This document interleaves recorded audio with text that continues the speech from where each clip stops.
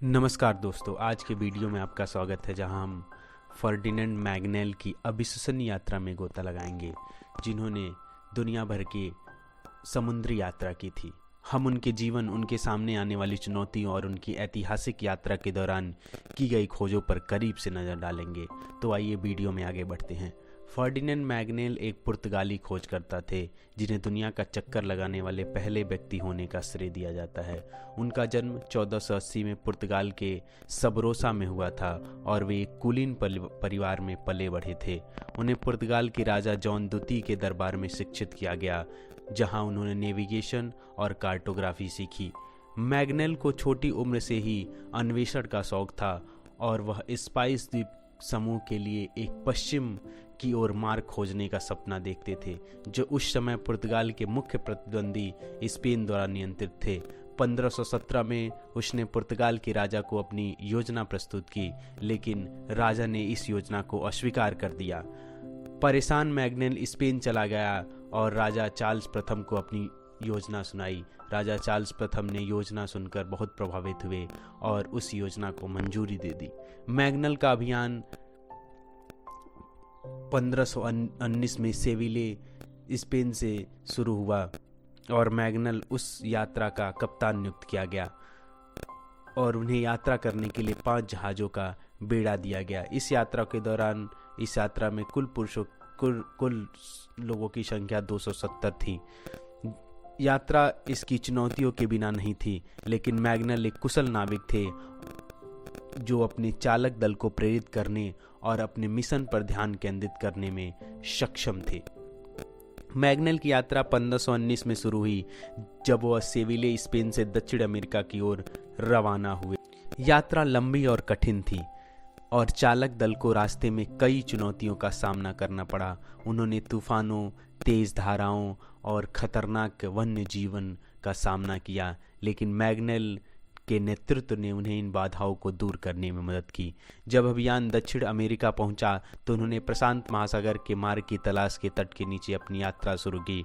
उन्हें अंततः दक्षिण अमेरिका के दक्षिणी सिरे के मध्य से एक मार्ग मिला, जिसे अब मैग्नेल के जल डमरू मध्य के रूप में जाना जाता है। यह एक महत्वपूर्ण खोज थी, क्योंकि इसने जहाज़ों के केप हार्न के विश्वासघाती जल से बचने की अनुमति दी थी।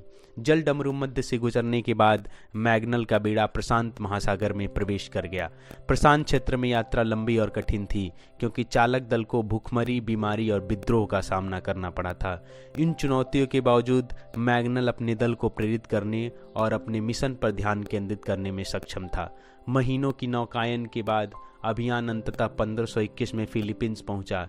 यहीं पर स्थानीय जनजातियों के साथ लड़ाई में मैग्नेल मारा गया। उनकी मृत्यु अभियान के लिए एक महत्वपूर्ण क्षति थी, लेकिन उनके चालक दल के बिना अपनी यात्रा जारी रखी और अंततः विश्व की पहली जल यात्रा पूरी की। प्रशांत महासागर को पार करना मैग्नेल की यात्रा का सबसे चुनौतीपूर्ण हिस्सा था। चालक दल को एक लंबी और विश्वासघाती यात्रा का सामना करना पड़ा, जो ताज़ा भोजन और पानी की कमी से जटिल थी। कई चालक दल के सदस्य अन्य बीमारियों से पीड़ित थे और कुछ भूखमरी से मारे गए। इन चुनौतियों के बावजूद मैग्नेल अपने चालक दल के बीच अनुशासन बनाए रखने में सक्षम थे और ताज़ा पानी और ताज़ा भोजन की कमी को दूर करने के लिए उन्होंने सख्त राशनिंग लागू कर रखा था। अपने चालक दल को मोटिवेट रखने के लिए धार्मिक सेवाओं और अन्य गतिविधियों का भी आयोजन किया। चालक दल के रूप में उन्होंने पूरे प्रशांत महासागर की यात्रा की। उन्होंने कई नए अजीब स्थलों की खोज की। उन्होंने व्हेल, डॉल्फिन और अन्य समुद्री जीवों को देखा, जिनसे वो इससे पहले अपरिचित थे, और उन्होंने सितारों की गति और मौसम के पैटर्न में बदलाव का भी अवलोकन किया। यात्रा के दौरान मैग्नेल के नेतृत्व का परीक्षण किया गया था, क्योंकि उनका दल तेजी से विद्रोही हो गया था। उनके कप्तानों में से एक जुआन सेबेस्टियन एल्कानो ने उनके खिलाफ विद्रोह का नेतृत्व किया, लेकिन मैग्नेल विद्रोह को कुचलने और अपने अधिकार को बनाए रखने के लिए सक्षम थे।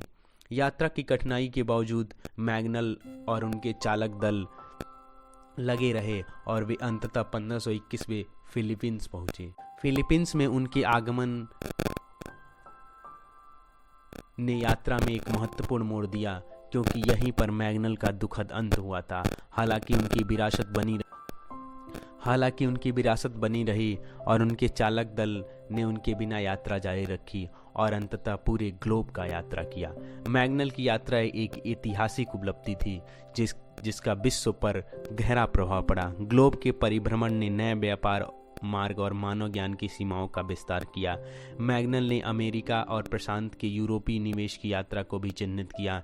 स्पेनिश ने मैग्नल की यात्रा से ज्ञान का उपयोग फिलीपींस और दक्षिण पूर्व एशियाई के अन्य हिस्सों में निवेश स्थापित करने और नई दुनिया में अपने प्रभाव का विस्तार करने के लिए किया।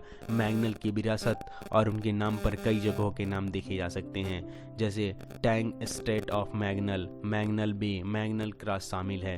उनका नाम साहित्य, कला, संगीत में भी स्मरण किया जाता है। वे पुष्टता और रोमांस की भावना के प्रतीक हुए।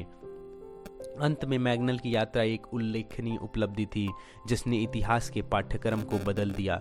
उनका नेतृत्व, दृश्य और दृष्टिकोण ने तलाश की घुसपैठ को प्रेरित किया और उनकी विरासत आज भी महसूस की जा रही है। उनकी यात्रा हमें धक्का देती है और खोज की महत्ता की याद दिलाती है, और यहाँ तक कि सबसे कठिन चीज़ों को दूर करने के लिए मानव प्रतिभा की शक्ति की याद दिलाती है।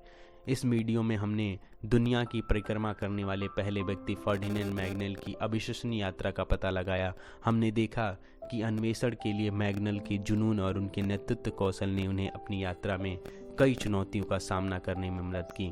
मैग्नल की यात्रा मानव दृढ़ संकल्प और सरलता की शक्ति का एक वसीयतनामा है। उनकी विरासत हमें नई सीमाओं का पता लगाने और जो संभव है उसकी सीमाओं को आगे बढ़ने के लिए प्रेरित करती है। जब हम मैग्नल की यात्रा पर पीछे मुड़कर देखते हैं तो हमें रोमांच, खोज और ज्ञान की खोज के महत्व की याद दिलाती है। हम आशा करते हैं कि इस वीडियो ने आपको नए क्षितिज तलाशने और मैग्नल की अविश्वसनीय यात्रा को बढ़ावा देने वाले अन्वेषण और रोमांच की भावना को अपनाने के लिए प्रेरित किया है। वीडियो देखने के लिए धन्यवाद। यदि वीडियो पसंद आया हो तो चैनल को लाइक करें, शेयर करें और सब्सक्राइब करें।